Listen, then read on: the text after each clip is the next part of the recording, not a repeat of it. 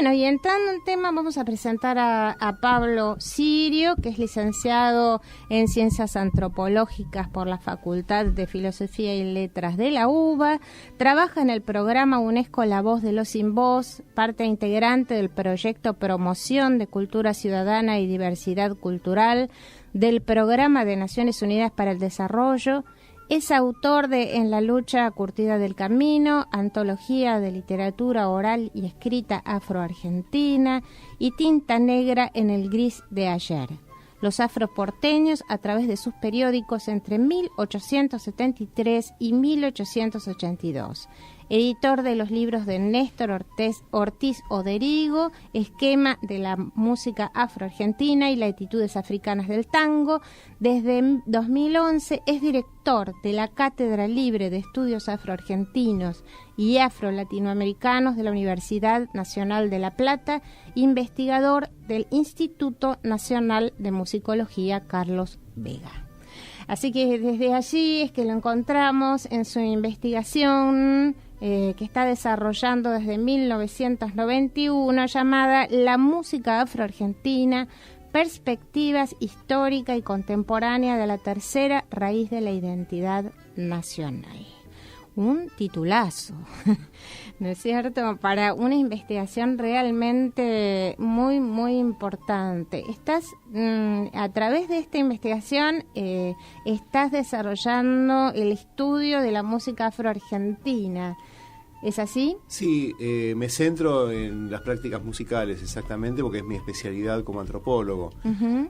Pero dado que la música forma parte del sistema cultural más amplio de los afroargentinos, depende de los temas que vaya abordando, voy trabajando otras áreas del saber, por ejemplo la lingüística o por ejemplo la religiosidad o algunos aspectos históricos, dado que como este tema ha sido muy poco investigado y lo que se ha escrito sobre la cuestión a veces tiene que ser reformulado en perspectivas contemporáneas, uno se ve obligado a meterse, como uno dice, en camisa de 11 varas, ¿no? En temas que quizás no sean la de la formación de uno, pero es la necesidad. Uh-huh.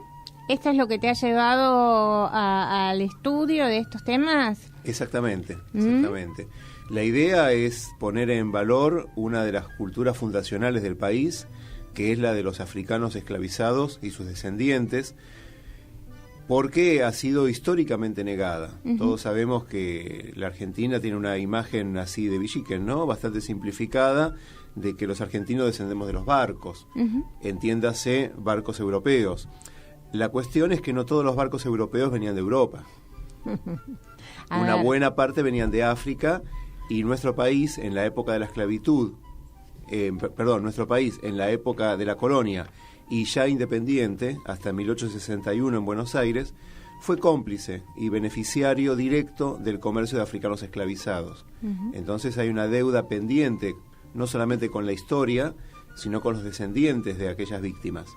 Exactamente. Es decir, que durante muchísimos años, hablando de nuestro país particularmente, han sido ignorados, digamos, en relación a todo lo que tiene que ver con su cultura, con sus costumbres. Desde siempre. Lo que comentabas sobre los estereotipos villinescos de la Semana de Mayo, sí, ¿no?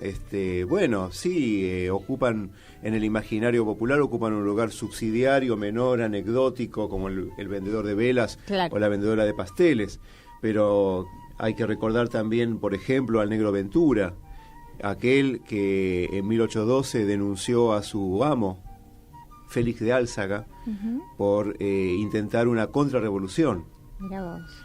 Y fue un héroe de Mayo también, que está desconocido. Bien, y esta investigación la estás desarrollando vos solo, Pablo, o además hay otras personas a las que involucras también en el desarrollo de esta investigación? No, es una investigación personal que ahora desarrollo en el Instituto de Musicología, donde trabajo desde el año 96, pero la empecé mucho antes en forma privada. Bien.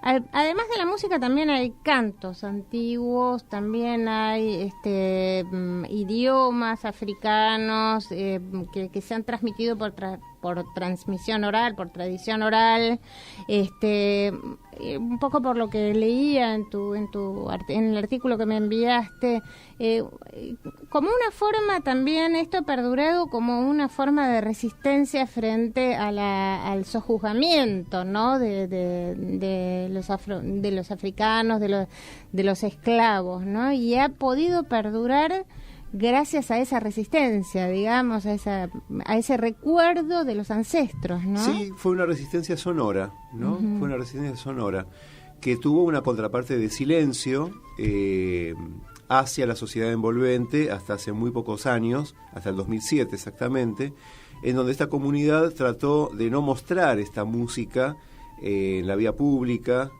justamente para poder preservarla. Lo que mantuvieron estos cantos, estas tradiciones, fue puertas adentro de su comunidad. En el 2007 hubo un cambio de paradigma entre ellos y decidieron visibilizarla en este actual marco de multiculturalidad y respeto hacia las diferencias. Volviendo a la Semana de Mayo, sería importante que las directoras, los profesores de música de los colegios reflexionen sobre la necesidad del respeto hacia esta cultura. Por ejemplo, no perpetuando aquella práctica racista de pintar a algún niño con corcho quemado para representar al afroargentino. Hay maneras mucho más dignas de hacerlo.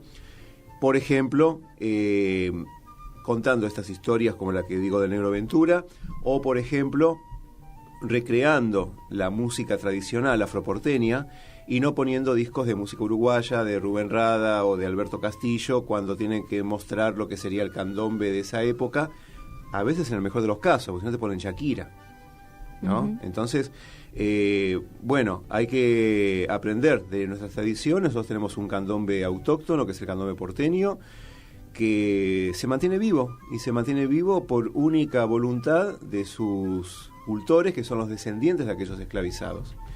Este domingo, justamente frente al Cabildo, cuando se haga el cambio de guardia, va a actuar la Asociación Misibamba y la Cofradía de San Baltasar del barrio Cambacuá de Corrientes, bailando candombe correntino y candombe porteño. Qué lindo. ¿Te parece que escuchemos uno de esos temas que nos enviaste para que nuestra audiencia escuche originalmente de qué se trata?